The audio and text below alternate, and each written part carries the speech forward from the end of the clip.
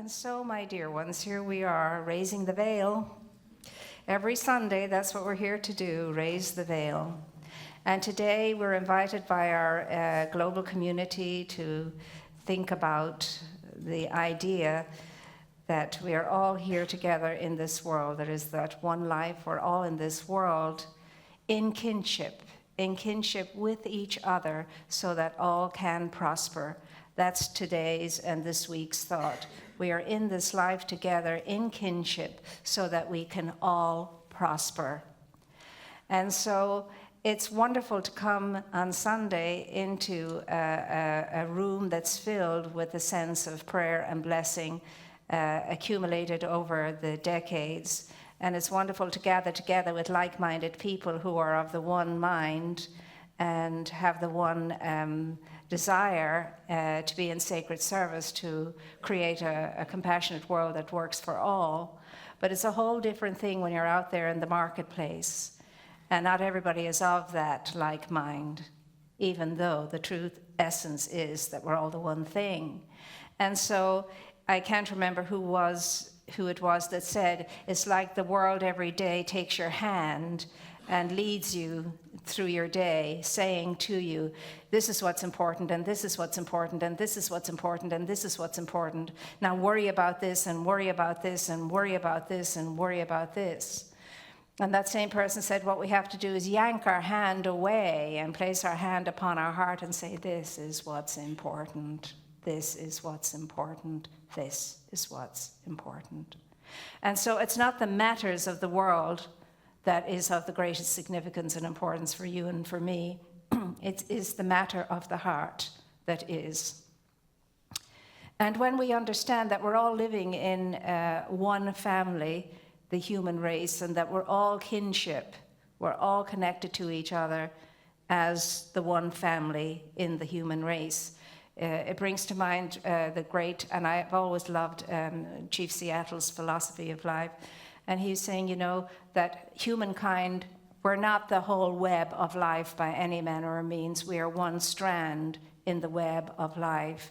And what we do in that strand affects ourselves and all of life because we are all interconnected. We are all interconnected. And so the challenge for you and for me is always and every day to wake up out of our own personal world and become more conscious of being part of a much more global family, a more global unit. And of course, when you look out into the world and you see what's going on, it's easy to see why somebody would take a hand and say, worry about this and worry about this and worry about this, and pay attention to this, this, this, and this. Because we see a whole lot of dissonance, and we see a whole lot of unrest, and we see a whole lot of that which is unlike what we talk about and what we share about and what we come together and feel within ourselves and experience sometimes ourselves in a spiritual community. When we do get a sense of that oneness, when we have been big enough to get out of the smallness of our egoic selves and allow ourselves to become part of that one united whole, yes, we do see it. But out in the marketplace, it's a whole different thing. But you and I must not balk at that. The message today is to not balk at that and not to be scared by that and not to be frightened by that. But the challenge always is to understand that there's no way I can make a difference in the outer world until I have first made a difference in the inner world. There's no way I can take on the challenge of the global community until I have first taken on my personal challenge in my own local world. And that's what we're called to do, because as long as we keep running around with confused minds, with cemented minds, minds that are all mixed up and permanently set, it's not going to happen. That's a cemented mind. Cement is mixed up and permanently set. And you and I are not going to go far with that kind of mentality. And there is no abundance, absolutely none whatsoever, in a mind that is embracing scarcity, in a mind that is embracing negativity, in a mind that is confused, in a mind that is all mixed up. That's never going to happen. It's just not. And we can't be going around with a mind like Mr. Smith, who went to the doctor And the doctor says to him, "So, Mr. Smith, how long have you had this cold?" And Mr. Smith replies, "Well, in 3 weeks' time, I will have had it a month." And we laugh at that, but believe you me, we're a whole lot like Mr. Smith. We are too much like Mr. Smith at times. And so today we're invited to get clear. We're invited to become clear in ourselves. We are sovereign, individualized expressions of the Most High, of infinite intelligence itself, capable of awesome things. Yes, I have done great, good things, but you too can do greater things than I have done. Of course, all we have to do greater things than Jesus did is to have a higher conscious awareness than he had. That's all. That's really all we have to do, is to put on the mind that was in, the Buddha, that was in Jesus, and then we're home free. We can do anything. And you see, here's the thing is, Jesus wasn't joking when he said that. He was dead in earnest. He meant it. Yeah, you too can do great things, provided you put your mind to it and you put your heart in it and you do the work. I had to do my work. And if you want to do this, you can do it too, but you've got to do your work. So the whole idea is to be clear in asking.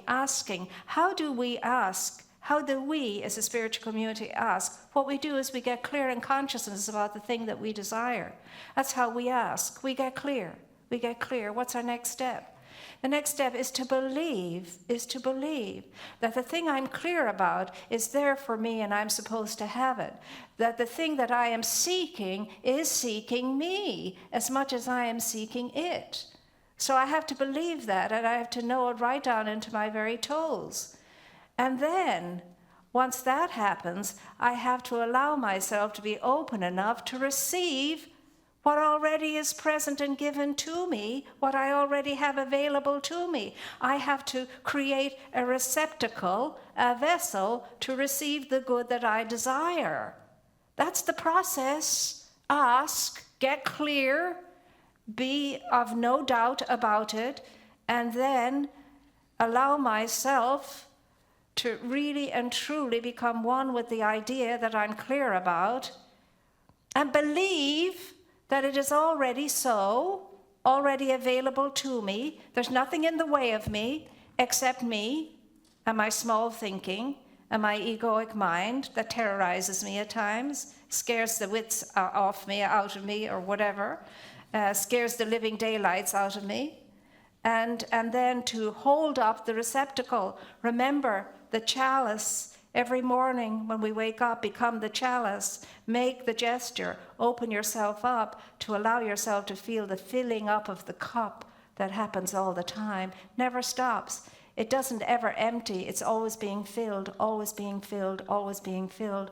And then the stem of that chalice is absolutely hollow, and it runs down and out and goes out onto the whole of the cosmos. With the goodness that you have received, you're sending it out into the cosmos. That's the way it can work for us, each and every one of us. It can work like that. We are full cups always. It's just that we don't choose to open ourselves up to that belief. We don't choose to drink from the cup that's already full and available to us. We want to drink out of that cup over there and that cup over there, and there's more good stuff in that, and that looks better than that one over there, so I'll have some of that, or whatever. But to come to ourselves, to come home to ourselves, and to understand that this is the cup, this is the grail, this is the chalice, it's always full, it's always filling. Why not imbibe it, and why not drink from it? But I have to go within for that to happen, of course. I have to be able to extrapolate myself from the marketplace, stop identifying with the marketplace, stop over-associating myself in the marketplace, and to start to come to the core, to the center, to the springs of living water, right here, right where I am. That's what I'm called to do. And I've got to do it. That is why people like Jack Canfield and so on will say, listen, you need to go get yourself a life coach. Everyone needs a life coach. Everyone needs a life coach. Somebody who is not your friend, not your family, somebody who's going to hold you accountable, and somebody who's going to keep you on track with regard to you realizing all that you can realize. And if we're not in the position as yet, if it's not in the budget to have a life coach, then what we need to do is to choose somebody within our radius that will be that coach for us, that will hold us accountable, that will indeed keep us on track. Somebody we can trust with that kind of confidence and know that we're in good hands. Coaches are good. Every person who's ever succeeded in any great good thing has had a coach. And everybody who has ever succeeded has set goals. Do you know that only 10% of people set goals and keep them? Only 10% set goals and keep their goals. And yet, all the successful ones, all the productive ones, all the ones that are achieving high, wonderful things have goals that they have set, and goals that they follow, and goals that they keep. So it's a very important thing that you and I have checks and balances in our lives, and not just our own, but somebody outside of ourselves who knows us well enough, loves us well enough to hold us accountable and keep us on track. Jack Canfield also said a very important good thing that worked for him and works for many in the classes that he teaches is an irritation list. He said, write down an irritation list, everything that irritates you. And when you do that, he says, order it in the form of the easiest things first. And he says, start checking everything off. He said there should be at least 101 things on your irritation list. And you begin to check them off, easiest first. What is it that gets on your last nerve when you walk into the house? Is it that pile of mail that you haven't gone through for the last month or maybe 6 months that's taking over? The creep is happening and it's taking over the top of all the counters and surfaces that you have. So he says you can start somewhere, whatever that is, your irritation list, get it all down there, get it all down there, get it all down there. Whatever that is, and maybe one day eventually you'll be able to reclaim the garage for your car. Eventually. But he says, have the list and whittle away at it,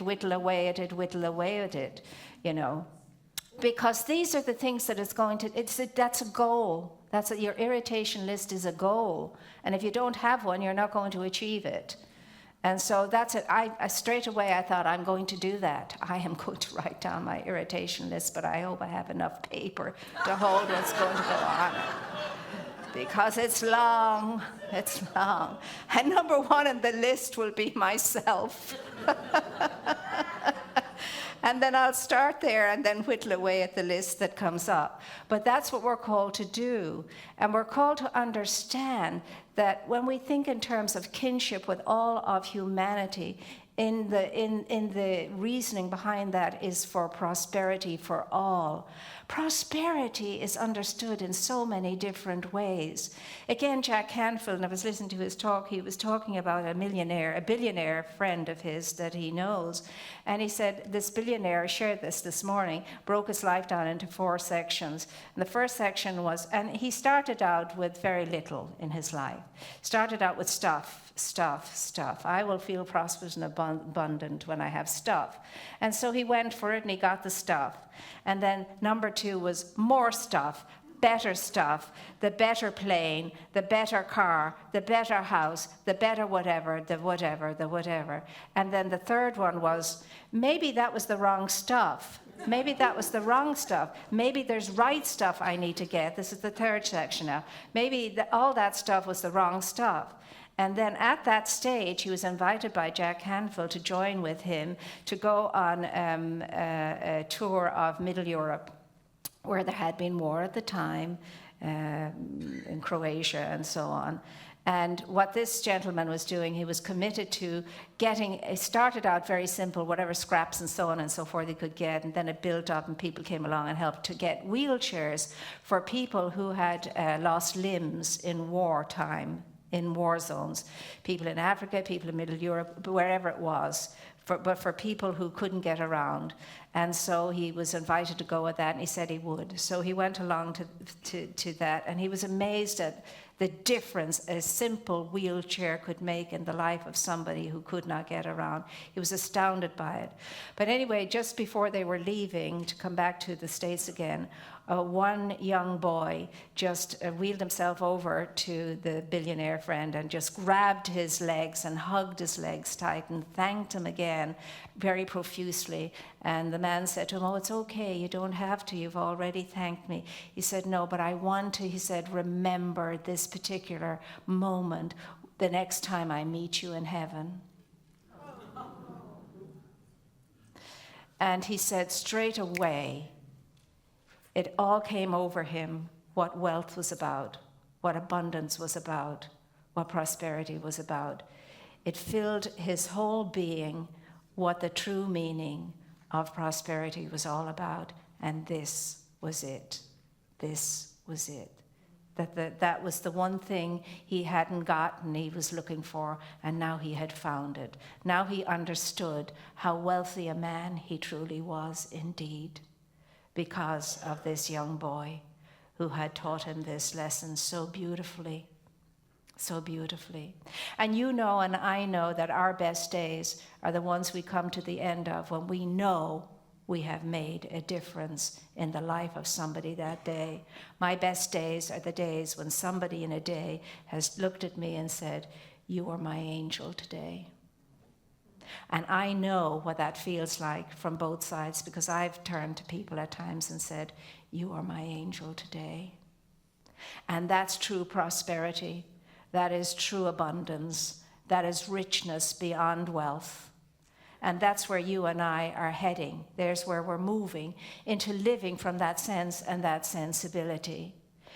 Richard Gere shared a wonderful thing many years ago, and he said that he'd made up his mind that whenever he came across any person, place, or thing, whether it was a person or a plant or a flower or a stone or a bug, whatever it was, his first thought was going to be, "I wish you happiness. I wish you happiness. I wish you happiness." And he said, can you imagine the difference that makes, especially when you're going into situations you're unsure of, when you're going into perhaps a conflict zone, when you're going into where you'd rather not go into, and your first thought is, "I wish you happiness, I wish you happiness, I wish you happiness." I think it's a beautiful habit, and you could make it your own in your own way, whatever you would wish for that person. I wish you peace, I wish you, health, I wish you joy, I wish you whatever it is, I wish you happiness. It brings a whole different tone to the encounter that you and I will have with any person, place, or thing. And he has made this a practice throughout the day in all kinds of situations. You see the flower on your desk and you say, "I wish you happiness." You see a little ladybug flying by, "I wish you happiness." You see a pesky mosquito going that way and you wish it happiness, especially because it's going that way.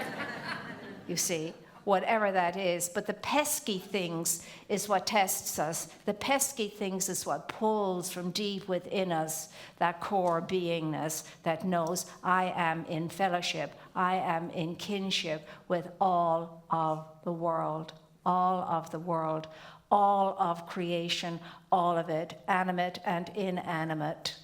I am one with. I am everything and everyone, and everything and everyone is me. Can you imagine how your life and my life would be if we lived from that point of view, that mental, that emotional point of view, that I'm here just simply to bless everyone and wish everybody well and wish everybody happiness, and know that I am a person of goodwill wherever I am.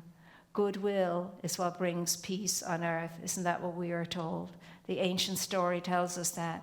It is goodwill in us that establishes peace on earth, and nothing else will. Nothing else will. So our challenge this week is to ask ourselves, how do I do at the level of goodwill for all? How am I doing on that level? Am I a person of goodwill? Am I an ambassador of goodwill? Do I leave a place better for having been there? Do I leave it a little lighter? Do I leave it a little brighter? Do I leave it a little kinder? Do I leave it a little better than how and when I found it? That's the challenge for you, and that's the challenge for me. Oh my God, is it easy? No, it's not.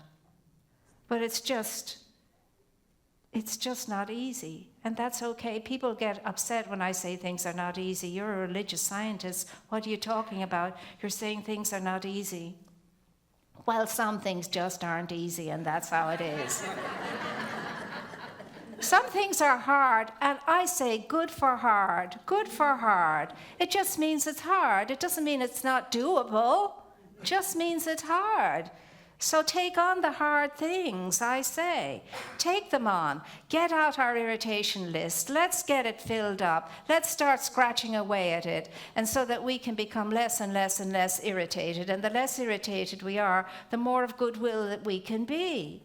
The more of goodwill we can be, and the more we can shine the light that is our essence, the more we can reveal the truth that we already are, the more we can give expression to that which is only longing to be expressed through us in an enormous way, by means of you and me. And that's what keeps us so frustrated all the time. It's like as if we're pregnant all the time. We're pregnant. Beyond 9 months, ask any woman if she could go beyond 9 months being pregnant, and she'd say, I don't think so. I think I'd explode. But that's the way it is. We are pregnant with infinite possibility. Full of infinite possibility, and our frustration comes from the fact that we will not give birth to it. We're hanging on to it. We're going around like this, over pregnant with infinite possibility. And it's stopping us, and it's blocking us, and it's slowing us down, and it's giving us cramps of all kinds, I can tell you. And when we're crampy, we're crabby, and when we're crabby, we're not ambassadors of goodwill. And so, my dear ones, the call today is measure up.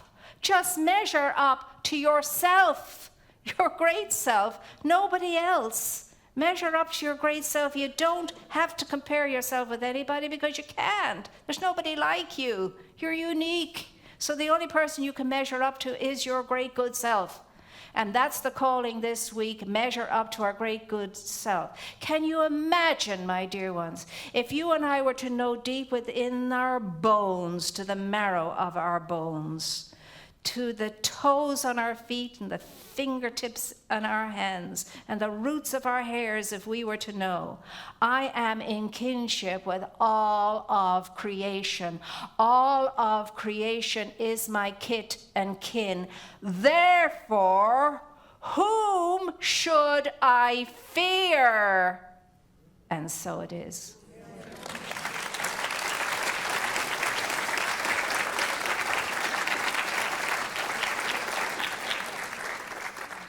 And now at this time we have